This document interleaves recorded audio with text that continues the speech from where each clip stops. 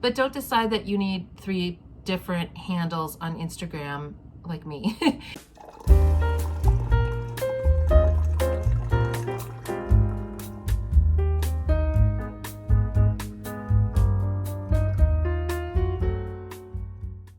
Good morning, everybody. I'm Patty, and I am going to get ready for the day. And it's Monday, and we're going to talk about a marketing thing. We're going to talk about branding because this has come up a lot for me lately. So here's the problem I am struggling with, and a lot of my clients have struggled with as I've worked with them over the years, and that is it better to, well, a twofold problem. Is it better to market under your own name, or is it better to market under your, is it better to, create a brand name and then market under that? Like, for instance, Marie Forleo markets as Marie Forleo. She uses her own name. But Social Media Examiner, which is a very popular source of training content for marketers, is really the brainchild of Michael Selzner, and he's very prominent on that brand, but he also has a team that does a lot of content, and the brand is really the Social Media Examiner. So there's a lot of considerations that go into this, and it gets even more of a question.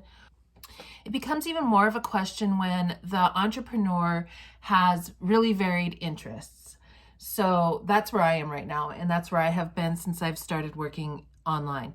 I have a whole side of interest that has to do with lifestyle. We can just say lifestyle. It's, health, beauty, sewing, hobbies, home design, antiques. I love that kind of thing, and I've done a lot of work in that, and I have a big footprint online with that kind of content.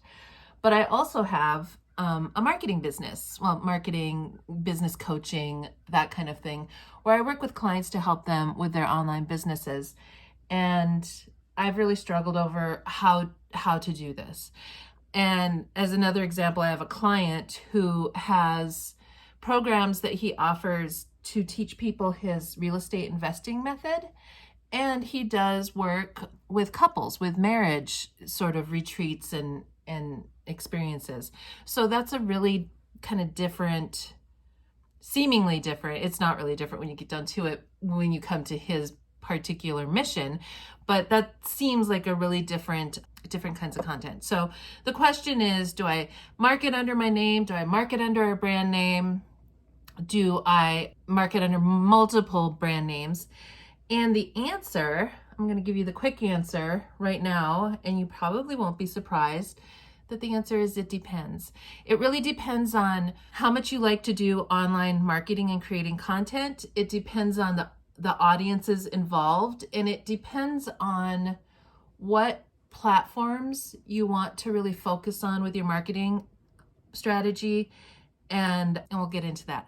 So just a little bit on my journey. I kind of went over this. I just mentioned some of it, but I started out over 10 years ago blogging on Blogger. This was before WordPress was there. This was before Facebook.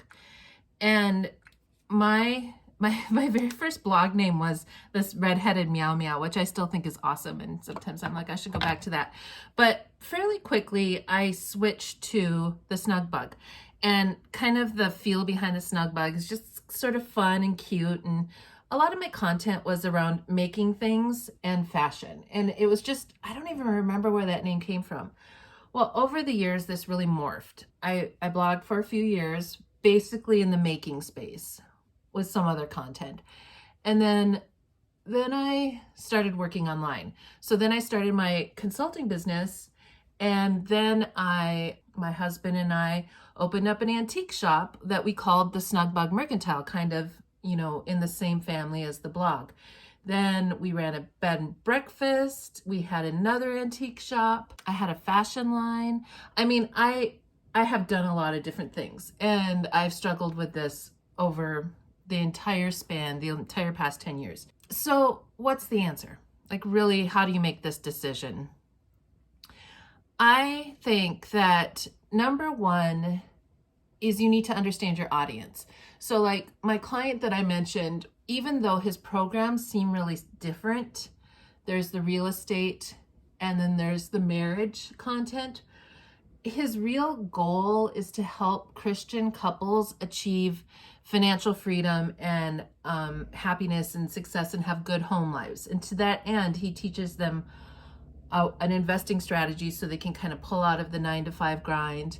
And then he also works with couples so that they have a strong basis for the relationship. So really, his thing is about creating amazing lives, and that's his brand name, Amazing Life. And it makes sense, even though the content seems like it wouldn't make sense, because the audience is the same audience. It's Christian couples who are interested in learning these things and building strong lives that are where they have the freedom to do what they want and all of those kinds of things. So the first thing is the audience.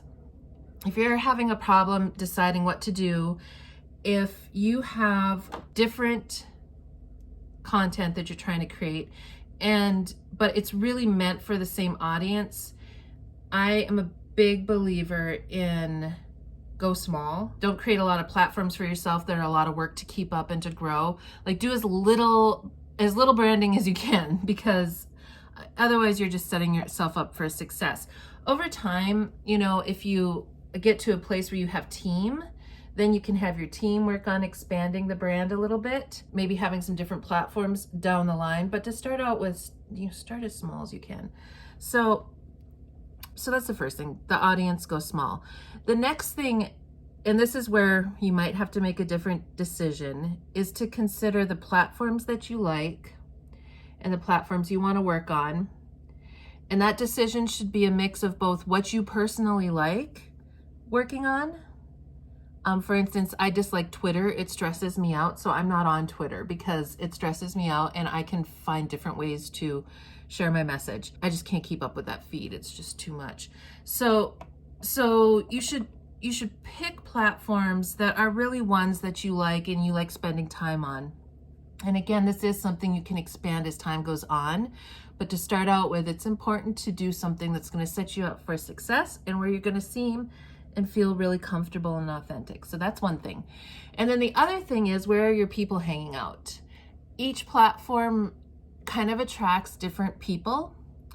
And while you can, of course, do marketing without being in the ideal platform, you might be making it harder for yourself. But the most important thing is that you go with your gut, go with what feels good for you, because you're going to do that best. And then if you need to expand later, as your budget increases and you can hire on more team, then you can hire somebody who's like, for me, maybe someday I'll hire somebody who's a Twitter whiz and let that person do Twitter. I doubtful, but maybe. So you might be kind of wondering specifically, like what platform is good for what. So really quickly, and this kind of will impact if you decide to have multiple brands or one brand with different faces that you use on specific platforms. What I mean by that is, let's look at my own business as an example. I have my marketing content that I have traditionally marketed under Patty Brower Communications. I'm switching that to a new brand name because I feel like I've outgrown Patty Brower Communications and I want to be a little bit more focused. So my marketing and business brand is Soul Design, and under that umbrella, I will talk about, practical marketing stuff like what we're talking about right now. And then the intersection of business and spirituality, which is a big interest of mine, and I like to bring that into things.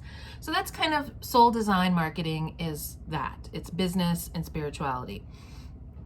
I had been thinking that I would start a new brand for my lifestyle stuff. I was playing with the idea and even secured the name Eat, Glow, Make, Grow. Kind of because, for the same reason as switching from Patty Brower Communications to a different face of under the Soul Design marketing, I was kind of feeling like I had outgrown the snug bug. That I woke up this morning and completely changed my mind on that though. I've been really going with that idea, but I woke up this morning and I was like, you know, the Snug Bug is my OG brand. It's how people know me. Like I probably have friends online who know that I'm the Snug Bug, but don't know that my name is Patty.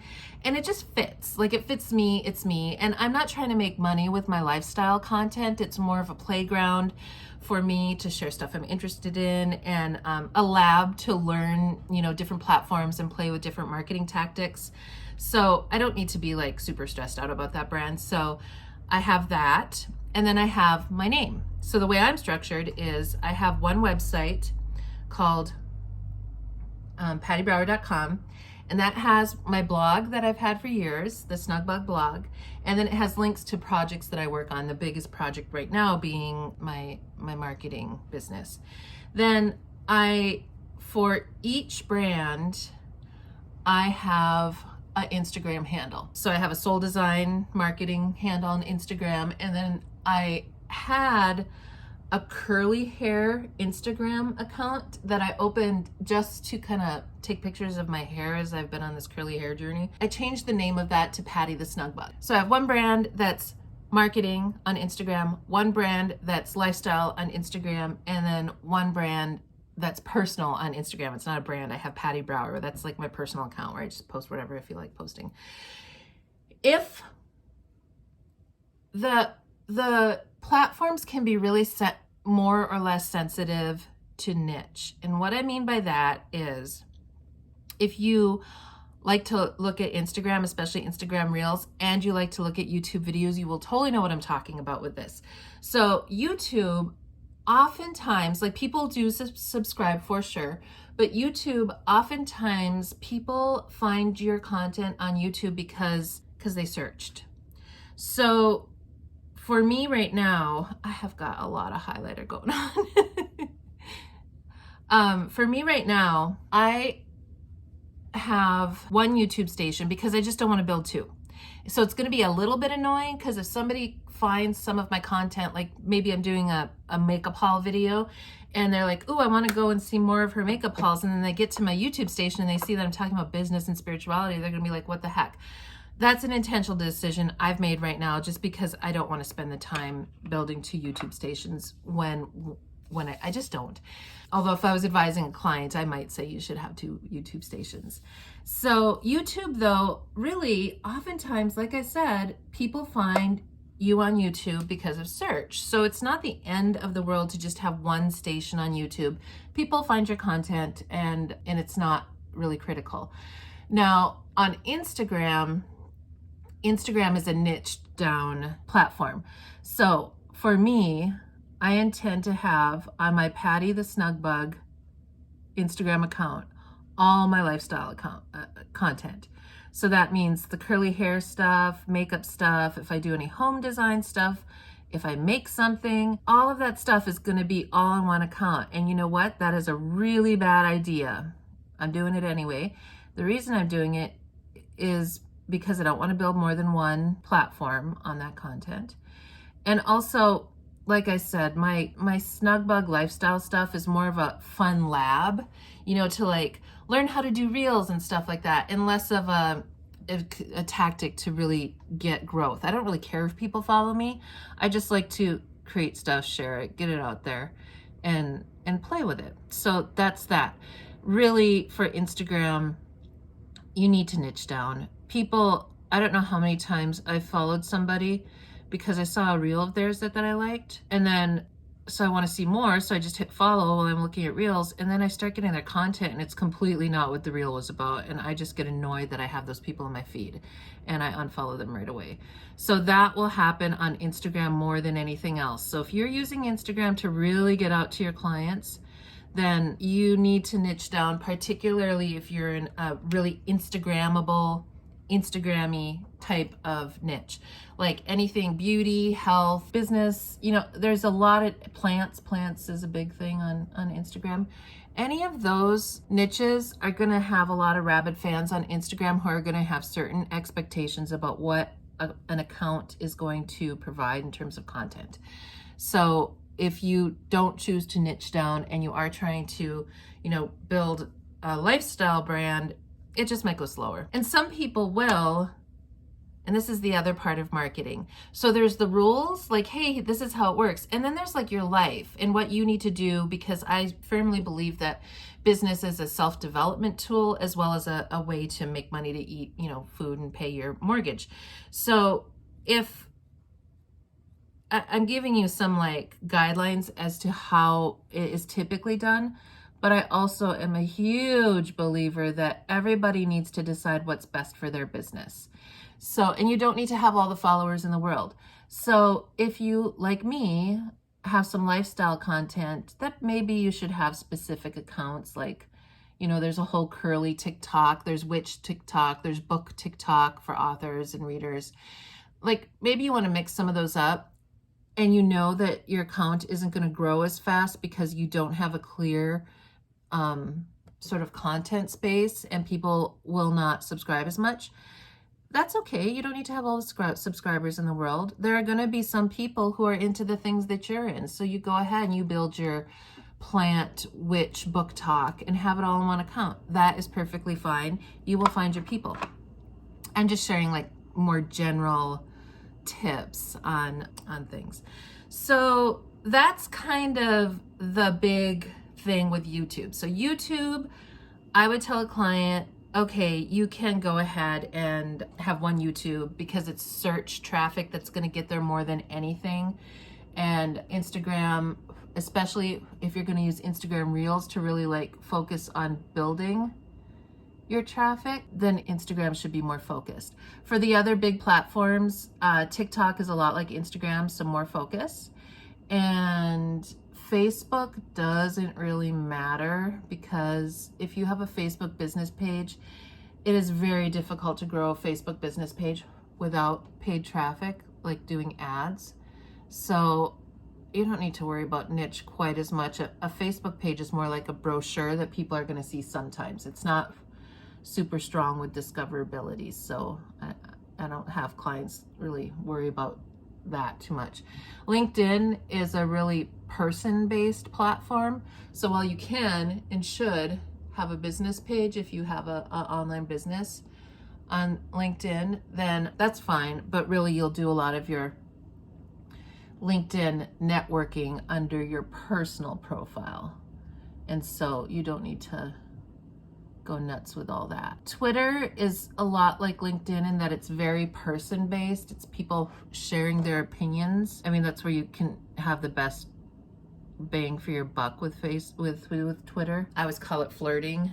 You want to flirt with people on Twitter, and they want to know you, not your brand. So that's kind of like LinkedIn in that you can probably just stick with your person brand and not your business brand. Pinterest 100% is search. So I wouldn't worry, like Pinterest is the last platform that I would worry about building different niches or different actual accounts on Pinterest. If you have different content that you're putting out there, just use one. I'm gonna put my eye makeup on here, so I'm gonna just fast forward through that real quick.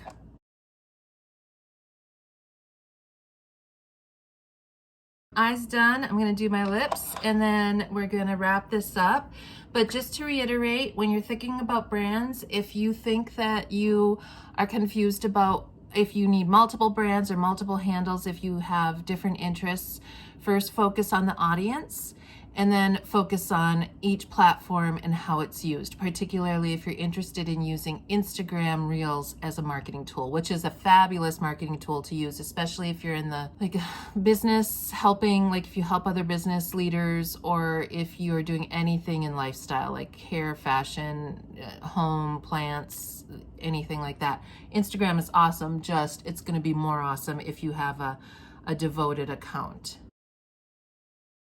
And then the other thing to think about is if you are just less is more. Not that less is more overall, but in the sense of you having fun and not stressing yourself out with your marketing. Don't go overboard. Don't decide to do 300, I'm overstating, but don't decide that you need 3 different handles on Instagram like me, if one will do, and if you really, really hate Facebook, for ethical reasons. I have clients who just don't use Facebook. That's okay. Facebook does some things really well. Their ad system is one of the best, even though it's kind of bumpy ride this year. But if you personally don't agree with the business ethics of Facebook, then it's totally cool to not use it. You need to create a business that reflects who you are.